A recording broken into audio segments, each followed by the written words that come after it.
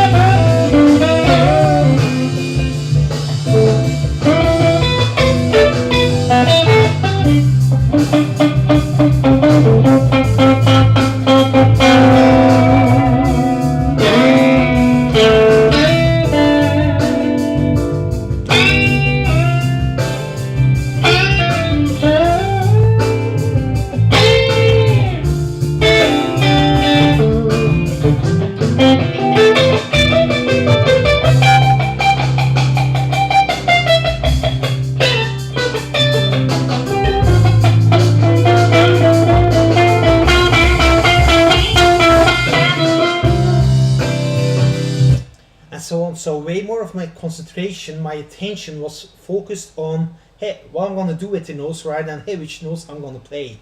And it makes soloing way more expressive sounding. Cool, on to the next soloing point. Let's have a look here in the list. Pick notes on different locations on the string.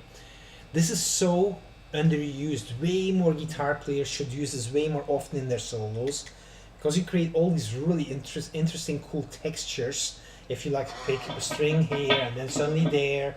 So let me do this for a quick minute so you see what the possibilities and the options are.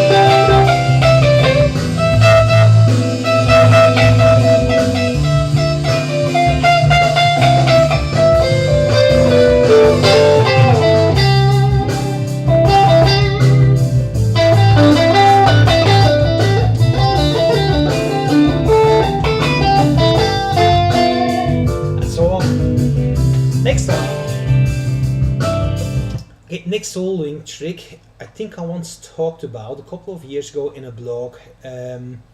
This is something worth exploring.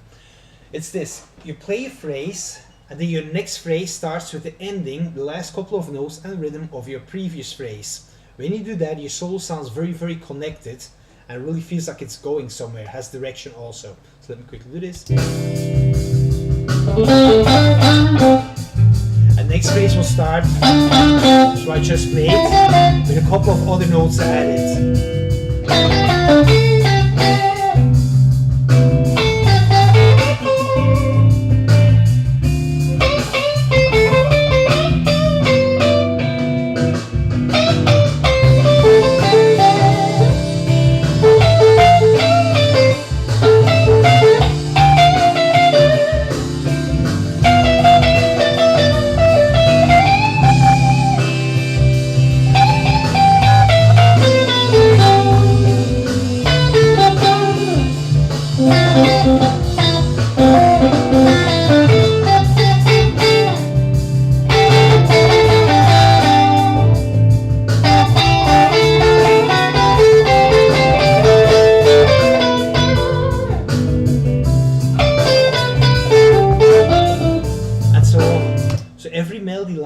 it started with the ending of the previous melody line, and it really builds. It really feels like the solo goes somewhere when you do that. Okay, make sure you go beyond only playing pentatonic phrases. Okay, cool. So there's a time and a place for pentatonic, but it's limiting also because you're only using 5 notes out of a 7-note scale, basically. So it adds color and texture if you also branch out using like 7-note scales. So this will be only pentatonic. A minor pentatonic scale.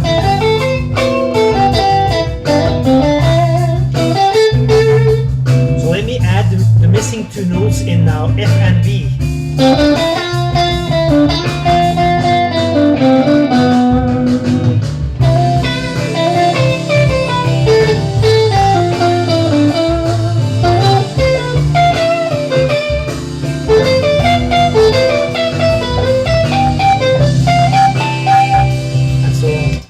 So basically adding 2 notes, turning it into a 7-note scale to have more color and to accommodate the harmony better.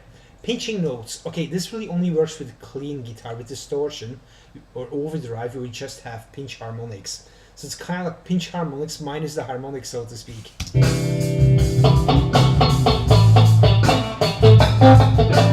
They kind of sound a little bit like muted notes, but not quite like mute. So these are mutes, these are pinched notes.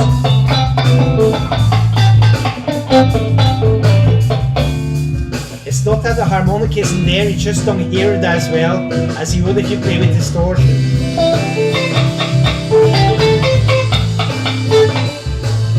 And the way you pinch the note, I just basically pick it in such a way that the side of my thumb touches the string as I'm picking it. I should probably have said like this.